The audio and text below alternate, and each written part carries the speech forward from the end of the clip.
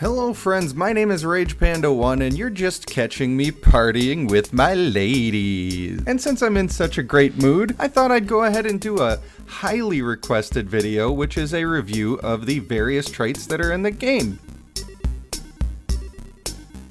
The most important thing that you can learn from this video, these top two traits, they are just simply the best. And they're usable on almost every character, and they should be on almost every character. Energetic, for example, should literally be on all of your characters. Vigor is too strong. The burst meta is too strong. You need to be able to survive attacks, and the 40% constitution gives you more value for the trait slot than basically any other trait that you can get. I mean, there are other reasons, like with our female Devala here, when we look at her skills, she has a heal that heals her for 8% of her health. The male Devala has that, the female Karguk has that. There's a lot of ways that you can heal for percentage of your health, including our resilient trait here. So please start using energetic. If you have only damage traits on your characters, don't be surprised if you get instantly blown up. That's just what's gonna happen. And our second best trait, of course, is brutal. Remember, this is not a tier list, but these two traits are so good because of how the game works that you should essentially have them on all characters. Brutal gives you a 40% strength increase, so there are some characters where that's not really that effective. One of those characters is our female Lionstone. The reason that it's not that effective on her is because, number one, she doesn't really do damage in the first place, but also if we look at all of her various abilities, which I will let you do on your own, she doesn't have anything in here that scales off of her strength. So strength is worthless to her. She doesn't do damage. She doesn't scale her abilities with strength.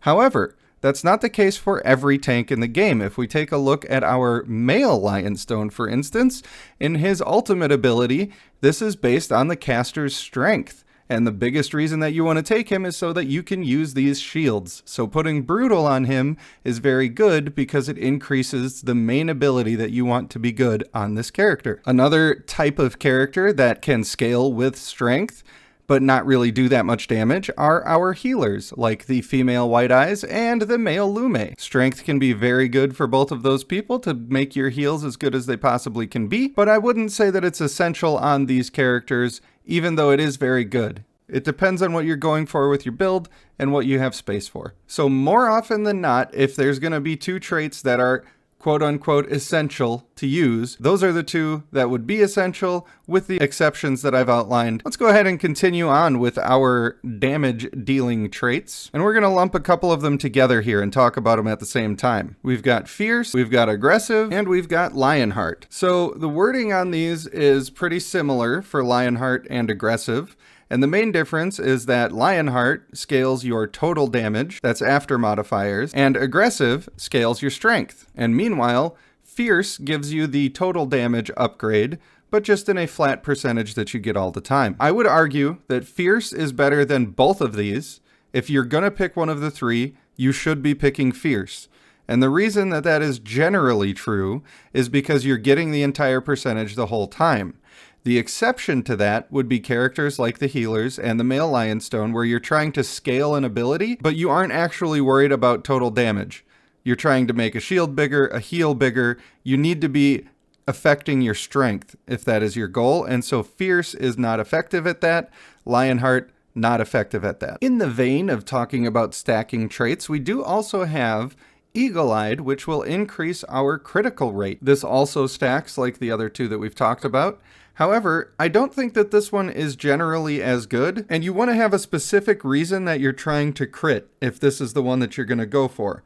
An example of that would be our male Devala, who gets an extra heal every time that he crits, and it's a pretty decent heal. When you have things like that where you can sort of double dip and get benefits in more than one way by putting a trait onto somebody, then you want to put that trait onto them. So I personally rarely find a use for Eagle-Eyed, but the male Devala is one example, and that's the sort of thing that I think you want to look for. We also have some traits that affect our total damage done, but they do it in more of an indirect way. Agile is sort of on the line of just being a direct damage buff because it increases your attack speed by 22%.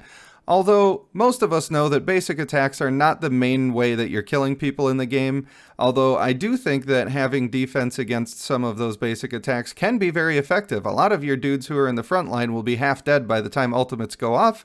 If you can avoid that, that's great, but we'll talk about that later. For Agile, there are two main reasons that you want to use this ability. Number one, you're going to use it when you have a thing that you need to stack, and you're trying to get those stacks as fast as possible. Two examples of that would be the female Ignis, who stacks her burning stacks to increase the damage of her ultimate, and then also we have our female White Eyes, who get stacks that increase her heal of her ultimate. So if you have something like that where you're building stacks with normal attacks to increase the damage of something else that you're doing or increase the effectiveness of something else that you're doing, then hey, you should probably put this trait on. Because guess what? The second bonus that you're going to get from it is you're going to get to your ultimates faster because you get a considerable amount of your ultimate energy just by doing those basic attacks. And when you're doing them considerably faster, then hey, wouldn't you know it? It's going to be a good thing for you. Of course, there's more than one trait that can have this effect for you. And the other one that we would look at for that is Focused.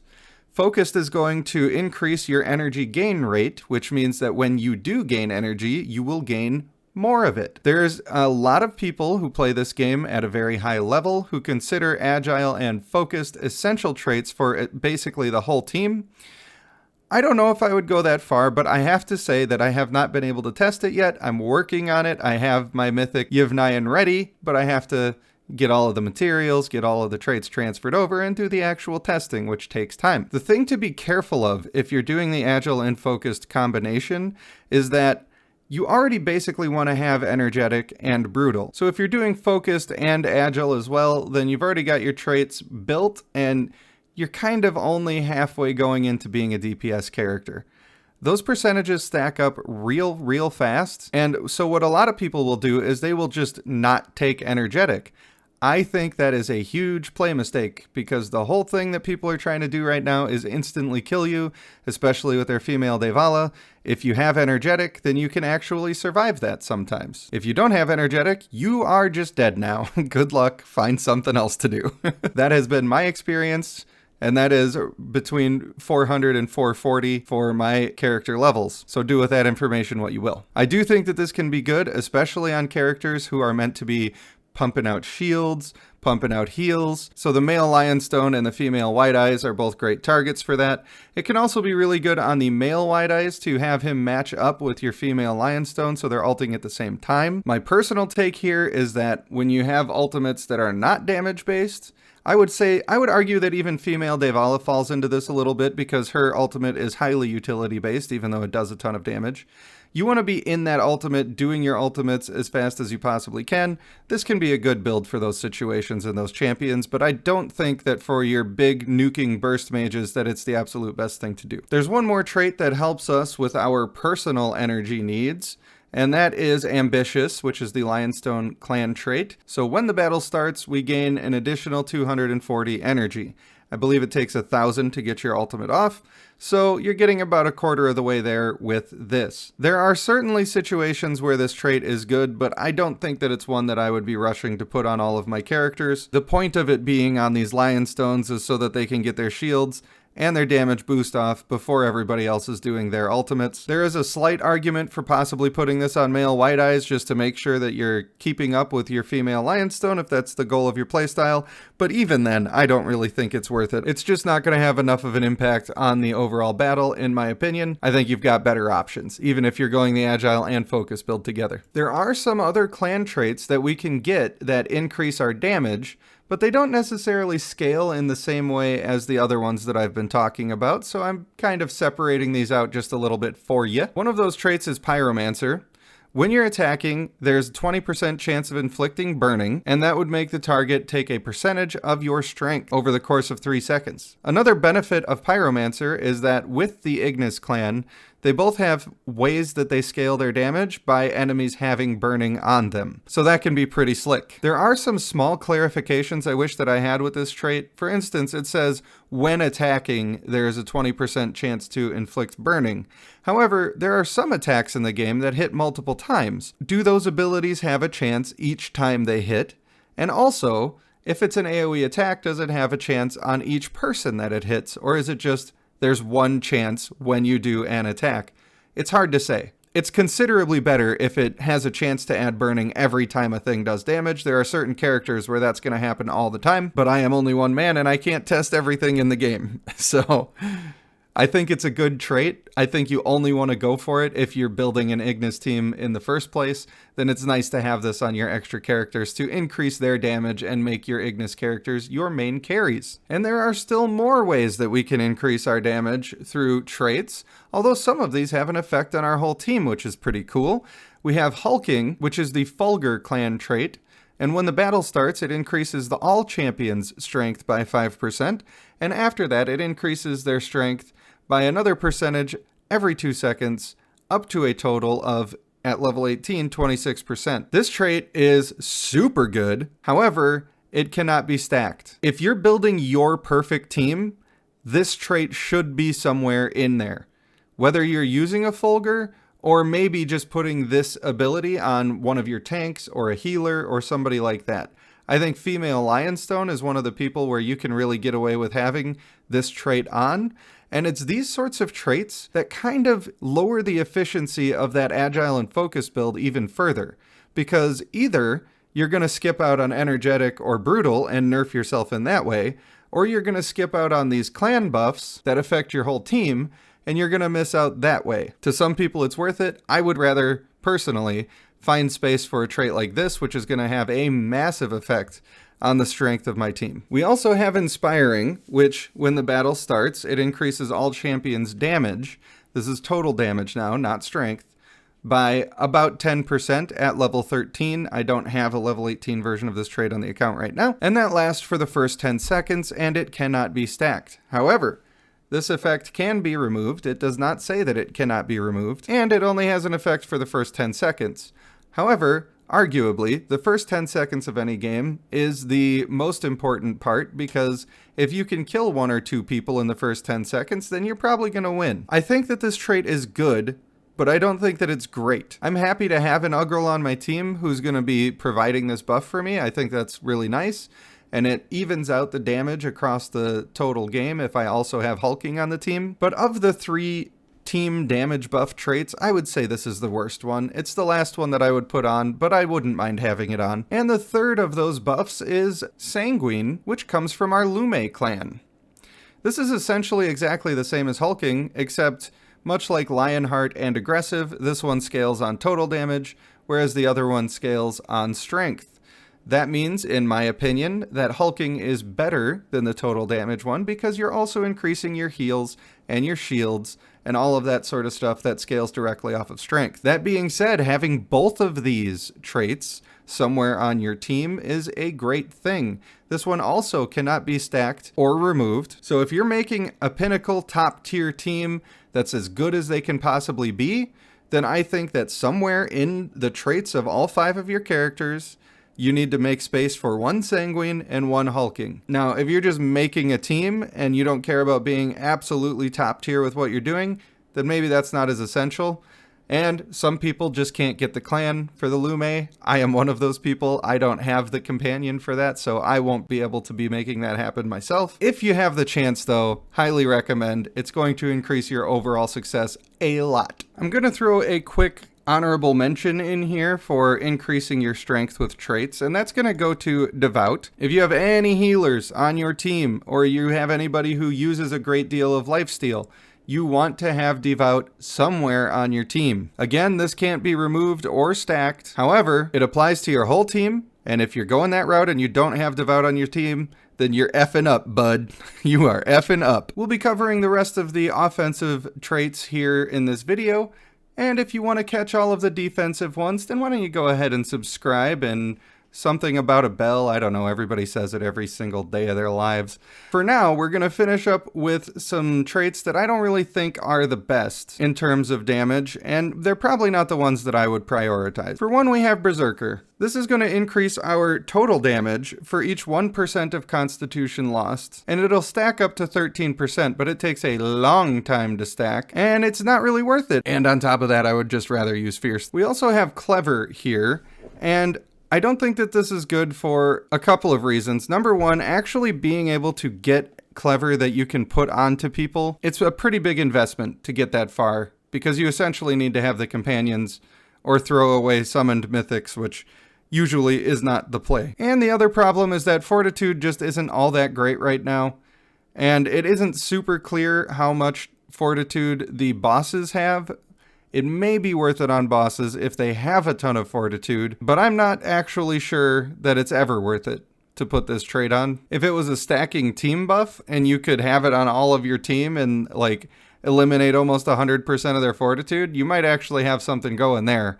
But to have it on each person and only get 15%, not bueno. Vengeful is a trait that is going to reflect some damage, and there's a 20% chance to do it. That may go up at Mythic. I'm not sure. I don't have one of these at a Mythic level. I would say, though, that this trait is a huge gamble, and its effectiveness is going to range from not effective at all to being kind of okay, I guess. And because of that, I don't think it's really worth putting on. I'm sure it's fine for the people that it already exists on, but other than that, not great. Foolhardy. Now this is a trait that when we're attacking a target that has more than 80% of its constitution, we're going to deal an additional amount of damage. On the surface, that sounds terrible. However, the thing that it is good for is things that are going to hit the back line with an active skill that does a lot of damage. For instance, if I'm going to use my Male Tidestorm's pull to try to assassinate one of the backliners, then this trait would actually probably help a lot with that. But to be in a situation where you'd want to use that, you would probably already want to have energetic, brutal, fierce, and then you would be maybe putting this on there. And you've already got aggressive covered, so that's like maybe one possible use case for this trait, but other than that, I just think there's better options. To be fair, most of these traits are fairly interchangeable. The ones talked about in the previous section are fairly interchangeable most of the time. These other ones, though, they're kind of fringe cases and in general not worth the investment since most of them are going to be clan traits, which require a whole lot of investment for intimacy to get them. However, there is one in this list of not as good damage traits, which can be very good, and that is, of course, Athletic. Athletic gives you a strength increase that is absolutely absurd in the early game. If you just made it to level 220 and you summon a character and it has level 18 Athletic on it, that character is absolutely going to shred the enemies. It almost doesn't matter which character you get. It still matters, but it just almost doesn't matter. And I've put this little scale down in many other videos, and I'll put it here for you again. Athletic drops off, especially after level 300, and we need to be paying attention to the percentage of damage increase that we're actually going to end up getting from this skill. Now hopefully I can explain this well to you. There's a certain point, and it's around level 300, where Fierce is just better than Athletic. That's not necessarily the case at the beginning of the game, and if you're using Athletic, then you want to also have Brutal, so there's no reason to compare the two. Now when we're between the levels of 300 and 450 throughout the match, Athletic will be both better and worse than the stacking traits. And the reason for that is because the stacking traits take time to stack. So if I'm getting a strength bonus that is essentially only giving me 5% extra strength, which is what I saw on a character in the upper 400s from a screenshot from somebody on the internet, that 5% is going to be still better for sure up through the use of your active skill. And then after your active skill, you're making up time, and by the time you're doing your ultimate, it's probably better to have the other traits on, which is why the other traits are probably just better to have on at that point, unless you're deciding the game with your active skill, which is why I say that at 450 or roughly there around, then if you have Athletic on, you should take it off. You shouldn't use it anymore at that point. However, even though a maxed out Lionheart, for instance, or Aggressive is going to give you a larger total boost when you have the full boost, if you're level, 380, and you have Athletic on, you're probably still gaining more damage throughout the course of the battle because you start out having more damage. And in that level range, by the time you do your ultimate, you probably still are getting more damage from Athletic. A lot of people look at it and they only consider these stacking traits as if they were already stacked all the way fully, and that is just not how the game works. So Athletic is good for longer than most people think, and that is why. In my opinion, I think people are neglecting to take that into account. So my system is, if you are before level 300, then putting athletic on from a mythic character, a level 18 at least, is really, really good for your character. One of the best traits you can put on your character. If you're past level 300, it's not worth going out of your way to put it on anymore. If you're at level 450 and you have athletic on, you should take it off. It's not effective anymore and you can do better with other traits. So I hope that extremely long rant on athletic has covered it for you. I know I've talked about it a couple of times before, but this is the damage trait video, and so it needs to be said. So I know that this is a lot of information, and I know that a lot of what I'm telling you is that it's based on your account and what you're using, and you got to figure it out, but that's just the way that the game is meant to be. I'm sure you could take what I've said here and pick a certain set of traits that you like to use on most of your characters, and you'll probably be just fine doing that. If I wanted to make a tier list out of it, I probably could do it to a certain degree of accuracy. The problem with tier lists is that all of the fringe cases where something could be really good, but maybe it's more difficult to use, well, you wouldn't get any of that context. And I think context is important, and having a fuller knowledge of the game is important. So if you appreciate the fact that I try to put that kind of effort into the video for you, instead of just assigning a number or a letter to a trait, then hopefully you'll put a like on the video. I want to thank you for watching. I have been RagePanda1, and I will see you in the next one.